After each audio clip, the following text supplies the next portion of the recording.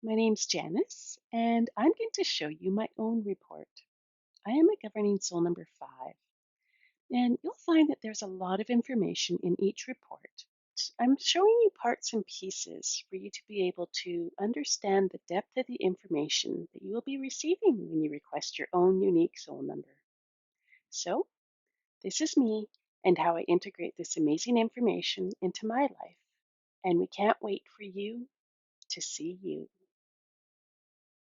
So you've probably just received your wings. How exciting is that? The first page of your report is just a nice cover. It's a great understanding that who you are is very specific and you have an energetic purpose, an energetic nature, and that the perspective of your own energetic carries influence in the way you experience your life, the decisions you make, how quick you get there, where you sometimes like throw an anchor down and slow yourself down a little bit. And when you start to look at the content within here, just have an open heart, an open mind, and really be playful with these ideas and come back to reflect on the document from time to time in your life. It's a great thing to do when you are sitting down and making a big decision, when you're feeling great about things and you're kind of curious about, like, wow, why am I so like in the flow, or things are just ticking along and going my way, or kind of like bogged down. Is there something else that I can do to understand that? And a lot of those insights are right here in this report. So let me just turn the page. So the first thing you're going to see here is a little letter, and take some time to just read through that and have an understanding about how this opens up your perspective really to new possibilities, and perhaps some possibilities that you've never really considered for yourself before. Because if you're looking at it from a different angle or from a different insight, you may not understand how truly amazing you are, and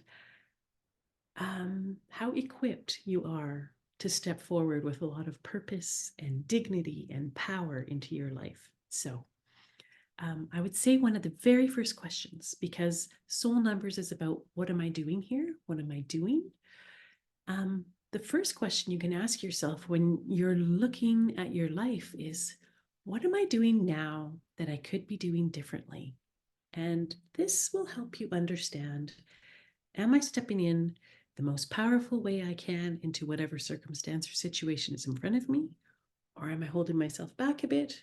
Or if things aren't really going the way you want them to be doing, you know, have a look at it through this understanding, this lens, because this is a perspective that is deeply integrated into your life. And not just today, not just when you read the report or next weekend or next year, but your whole life long. This report and the understandings of your governing soul number will serve you. So um, let's dive in. So because this is my report, it's a number 5 because I'm a governing soul number 5. And so the first page here has got some information about that dominant energetic. It's got the 5 big words that describe the characteristics of this personality, and also the light aspect, the life journey that relates to your own soul number. So just 3 quick summary words there that are going to describe that for you. Also, the things that trip you up or that you may find challenging in your life. But if you know you've got these challenge points, you also know that there's something you can do about it. And in this document are tools to help you understand, like positive steps to reinforce stepping forward with mm, courage, with momentum, without hesitation, and really living your own life purpose the way you intended to. So every single number has an energetic relationship to the Tao. And on these first couple pages, you're going to see the light expanding energetic, like on this page here, and then also the dark collapsed energetic. And that's that yin and yang behavior. We all know that There can be a brighter side and a darker side to days and moments and experiences, but that doesn't mean it's bad. It just means it's a natural experience. And so when we see what these tendencies and behaviors are, we can understand our own experience with a new lens in a different context. And sometimes that's all we need to do to open up a little bit of relief and space for ourselves, is to understand something differently. And so that's what this information is doing. So make sure you come back and read that and have an understanding about that information, because it's definitely going to help you out in the long run. So these personality words, the inherent energetic of this number 5 carries 5 words that really anchor the meaning of what that is, um, into my life and into the life of every person that has a 5. And so if you're a different number, you've got 5 different words, and those words are really important for you. And, I use them to like broaden myself and feel empowered. And I know that when I look at my words like mighty and unrestricted, if I'm being small minded, or if I'm, looking at the ground instead of looking at the sky, I know that I'm not really honoring that part of myself. So I remind myself I can use those words. I really have a powerful way of understanding and moving into the world with this type of energy, being supportive, feeling supported, having perspective. And so have a really good look at your 5 words and maybe pop them up on a wall or stick them on your phone, or, you know, use them in a conversation because they're all about you and that energetic that you bring to the table your whole life long. The nature of your soul number. This is a place where we look at really specific information. And so, what your learning style is, if you're auditory, if you're kinesthetic, if you're experiential, if you're visual, different numbers, different categories have a different relationship. And so the one that has a relationship to you and your soul number is listed in your report here. Whether you're a whole thinker or a linear thinker, that's another thing that you can explore and understand about yourself. Your creative process, how you like to get down to business and get making things and building your life in your world in the way that feels really empowering and positive for you. And also your experience of time. Do you really experience time in a linear fashion, or in a whole, all at the same time type of experience? So those are curious things to just be interested in and playful with, or reflect on what happened in your life as you were growing up. What happens when you're at the boardroom table, or if you're, walking in the woods and you see something, what captivates you? All these things have a relationship with your nature. And so um, this is the nature of your number, but the nature of your soul path also has this, specific to whatever your soul path is. So that's curious too, because this isn't just like a one-way view. There's many perspectives. And so that's really exciting and inspiring to know how you tick. The language in the governing soul number, pardon me, um, each soul number has its own affirmation, has its own powerful intention, and has its own prayer.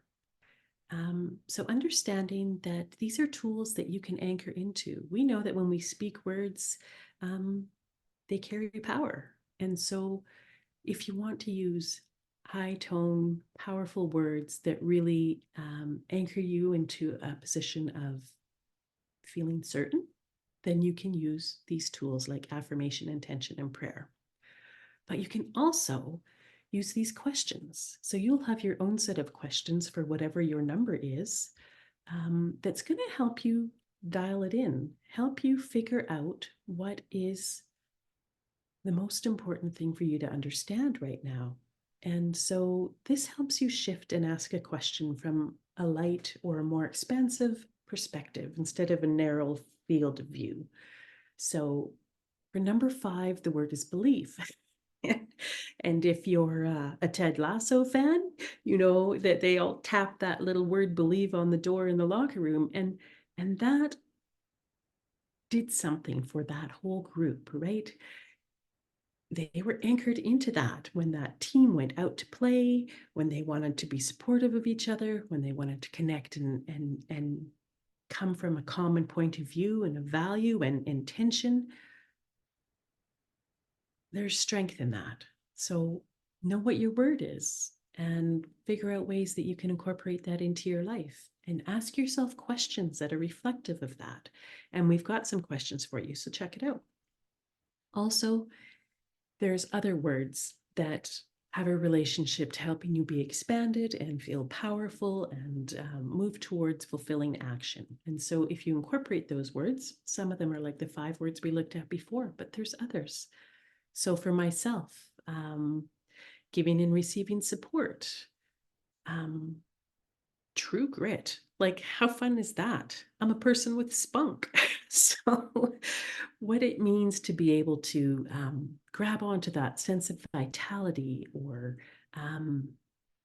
be inexhaustible. Like, those are things that I really want to know that I've got access to. And so, look at your expanding words. What words help you feel broad, feel emboldened, feel empowered, and then use those in your life? So, wellness secrets, this is really interesting. Um, so, the metaphysical umbilicus is something that's quite cool. There's a place for every person, physical location on their body where they can connect to. And when you either consciously, you can connect through intention, you can think about it in your mind's eye, you can touch that location on your body. When you make a choice to connect through that area, you're actually saying to yourself, I'm making a choice to connect to my own high wisdom. I know there's something I know, there's more going on here, and I want to have my broader, bigger view. And so this is a place where you're connecting to that higher self. So for me, it's actually the thighs. When I want to feel supported and I want to come from a place of confidence and power in the choices and decisions that I make, because this really is the sorry, this really is about what you are doing in your life. So you've probably heard of like the Superman pose that you can stand with your hands on your hips and you can feel empowered, and that's one pose for one metaphysical umbilicus. But because there's 9, there's different ways that that's going to feel empowering for you. And so when you know what your own connection is to your own high wisdom and high worth, you're going to find a way to tap into that a little more energetically, a little more physically, a little more profoundly. And so for me, because mine is the thighs and muscles, if I go to the gym and have a leg day, man, I can take on the whole wide world. But if I'm feeling kind of meek and disempowered, sitting around doing nothing is not going to get me a place where I'm going to feel like I have the confidence to step forward. But when I do something where I'm really connecting to that power of my own strength, then I really, really can. I can't recommend it any higher. Like, check it out. Find out what your metaphysical umbilicus is, and then find what works for you, because what works for me and what works for you, those are going to be different things. So explore that. A mudra, and that's kind of what we're talking about here. Most times we think about a mudra being just something that you do with your hands because you hear of that in meditations, but this is taking it a step further, a little bit wider. And so you're going to connect to yourself in whatever way is important for you, but make that physical gesture or connection to the place that is most important and specific for you. The health sensitivity, this is insightful information, and it's not something to feel apprehensive about. It's something to go, oh, this is an area that I know that I can take care of myself better. And then do that. The de-stressor. Now, de-stressors are really important to understand because they're different for every category, for every person. So, like I was just saying about when I step into leg day, then leg day really gives me the fast forward, the thumbs up that I need to get moving the places that I want to go. It can be different for you. Some people, it might be take a break from what you're doing, and other people might need to treat themselves so well, um, pamper themselves. It's different. Find out what your distressor is and know that that is not a recommendation. It's not just, um, wouldn't it be nice if I could? It's a, you have to. This is a gotta do to take care of you in the most powerful way. So take care of yourself in a way that uplifts you and sustains you, because what's the point in doing anything else? Five senses. Every category, every number has a sense relationship to the five senses. And so explore what yours is and see what that means for you. Matching vibrations are cool. That is, what is something in my world around me that supports me in being aligned to my true nature, being who I am, expanded. And so these tools and understandings set you up for success. So you don't have to use them all. You may want to use some of them. You may want to incorporate them into your daily experience through things like wardrobe, color. Gray or silver for me is really beneficial, and I love it. Like when I wear gray, I feel like myself. So you'll often see me wearing gray. Gemstones, I'm not a real big jewelry person. I don't tend to wear a lot. I go through small phases or types of events where I might, but I don't wear gemstones often.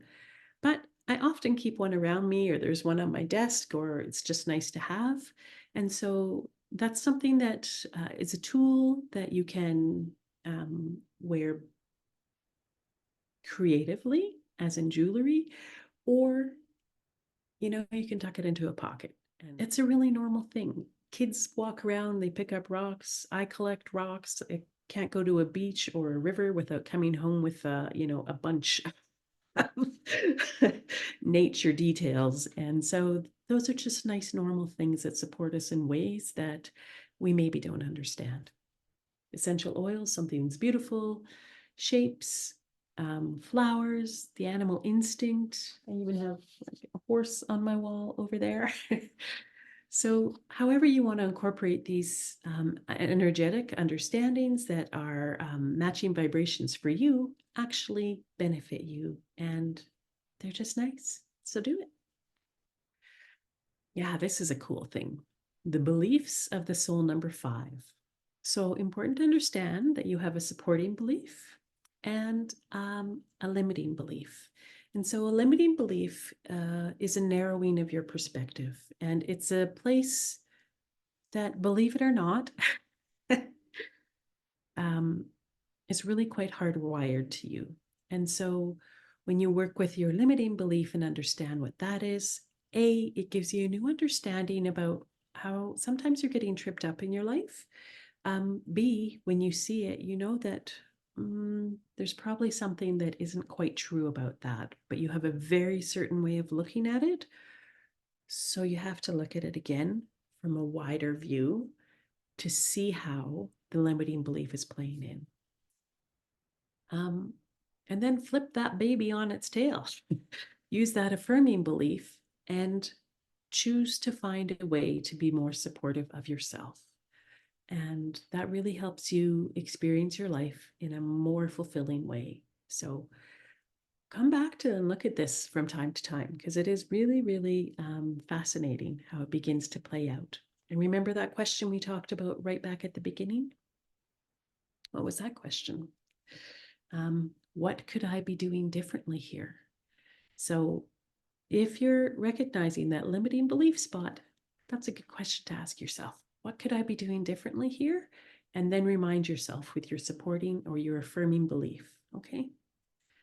Your governing number, all these things in this part of the page over here, this is about how you live your most fulfilled, empowered, expanding life. And so these are quick tools. They're things you can do in your everyday life. So have a look at your list, see what works for you, try it out.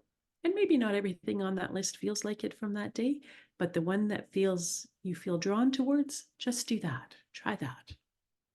And finally, we just have this overview here.